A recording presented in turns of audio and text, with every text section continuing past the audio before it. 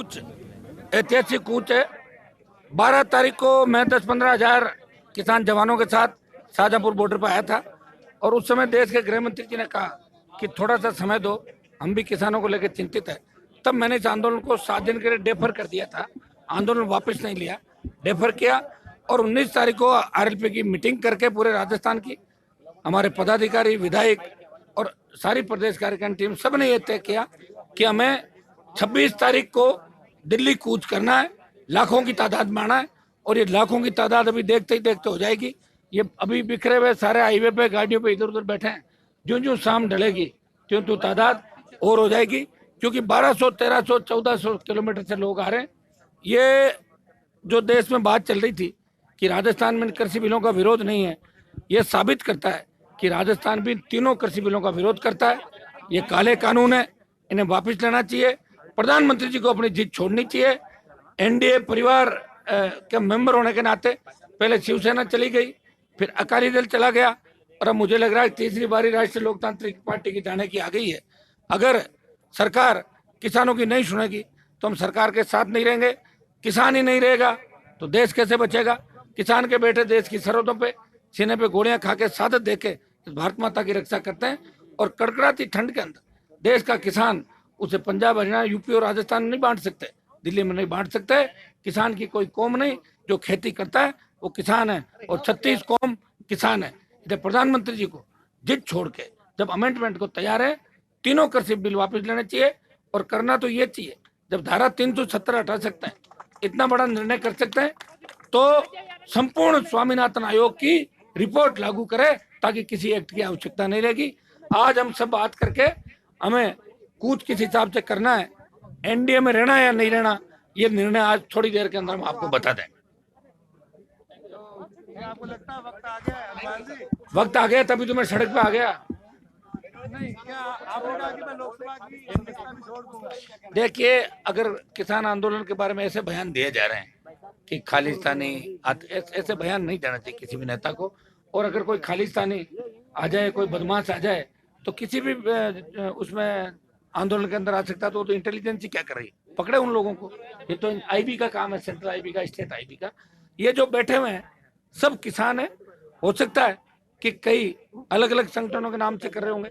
कई जगह मैंने सुना कि नेता नहीं कर रहे हैं, वहां सिर्फ किसान संगठन ही कर रहे हैं। मैं तो इस आंदोलन जब शुरू हुआ था, ये सही है पंजाब से शुरू हुआ था, बाद में हरियाणा, उत्तर प्रदेश, दिल्ली के किसान और अब राजस्थान का किसान भी, कोई ये नहीं कह रहा है कि अब राजस्थान का किसान नहीं है।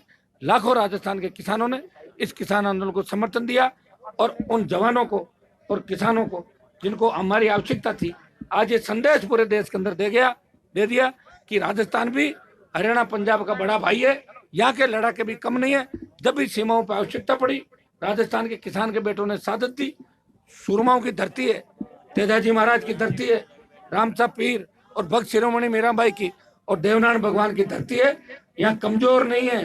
अगर रण छिड़ गया तो राजस्थान पीछे नहीं रहेगा। और हनुमान बेनीवाल यह आपको बता देगा कि जो कहता है वो करता है। तीनों बिल अगर वापस नहीं लिए और किसान संगठनों की बात सरकार ने नहीं रखी, मैं फिर आपको कह रहा हूँ कि आंदोलन की शुरुआत किसान संगठनों ने पंजाब से की थी और मैं उनको धन्यवाद देता हूँ। अगर मैं लोकसभा में उस दिन होता तो अकाली दल ने जैसा विरोध किया वैसा राष्ट्रीय लोकतांत्रिक पार्टी भी विरोध करती, लेकिन कोरोना की झूठी रिपोर्ट बता के मुझे लोकसभा के अंदर एंट्री नहीं दी थी। और जैसे मैं बाहर आया, मैंने इस किसान आंदोलन को पुरजोर समर्थन दिया। कई लोग ये भी कह रहे होंगे, अब ये तो किसी के पेट में दर्द हो जाता है कि भाई ये क्यों आ रहे हैं। ये तो हम तो किसानों को समर्थन देने आ रहे हैं, पॉलिटिकल माइलेज के लिए नहीं आ रहे। चूंकि पंचायत चुनाव थे राजस्थान के अंदर, इसलिए हनुमान बेनीवाल 25 दिन 30 दिन तक पंचायत चुनाव में अकेला व्यक्ति हूँ, नई पार्टी बनाई, 17 जगह चुनाव लड़ाए उम्मीदवारों को, वहाँ बिजी था। और 11 तारीख को जैसे ही चुनाव संपन्न हुए, सोशल मीडिया में तो हम किसानों के लगातार समर्थन दे रहे थे। हमारे भाई लगातार ये जो किसान आगे प्रोटेस्ट कर रहे हैं, इनके साथ हमारे भाई आरएलपी के आके रोज कहीं कहीं हर जगह बैठ भी रहे, किसान आ भी रहे। किसान की कोई जाति भी नहीं होती, कोई पार्टियां भी नहीं होती। लेकिन भाइयों, मैं लगातार 12 तारीख का मैंने ऐलान किया, 12 को कूच किया और आज 26 का ऐलान है। कूच आपके सामने बड़ा, आज जो भी होगा बहुत बड़ा होगा। हो सकता है कि प्रधानमंत्री जी आज ये समझ रहे हैं कि राजस्थान का किसान भी सड़कों पे, दिल्ली का सड़कों पे, जो दिल्ली 7 सीट दे सकती है, 71 उत्तर प्रदेश, 25 राजस्थान और 10 हरियाणा। इसलिए इन भाइयों को गले लगाओ, इस आंदोलन को समाप्त कराओ। प्रधानमंत्री जी, पूरी मांगे किसानों की मानो और आशीर्वाद किसानों को लो।